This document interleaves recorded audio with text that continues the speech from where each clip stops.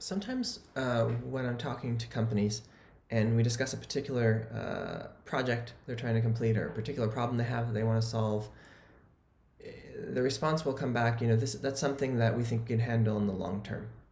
And I certainly used to, as an entrepreneur, say the same thing. This is a long term issue. These are more short term issues. But the truth is, in reality, the long term obviously is just a series of short terms.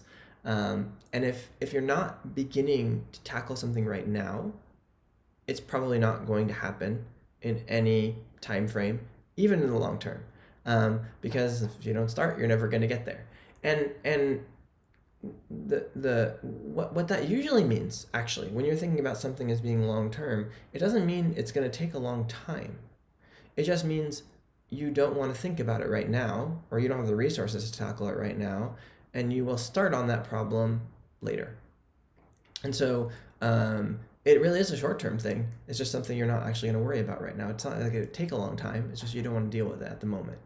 And so if that's the case, I actually think it's really important for you to be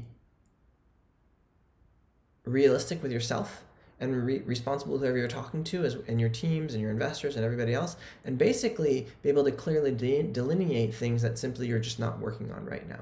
Because you don't want to open up all of these long-term threads that themselves really aren't being worked on at all, but everybody sort of has different levels of expectation around when they're going to be delivered. And you're kind of like, yeah, of course we'll do that. Yeah, of course we'll do that, but it'll be a while. Yeah, of course we'll do that in the long term. It's better off to say, we're not doing that right now.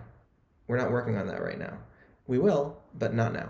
And give people a good sense of when that may become a priority, because it can become a point of mental exhaustion for you, for your team, for your company, for your investors, to feel like there's just so many things that are open that may or may not happen because they were supposed to be taken care of in the long term. I think it's better off to have a series of short-term objectives that you're actively working on, and long-term plans perhaps that are things that you will work on in the future, but being clear that there's no energy being put towards them at the moment.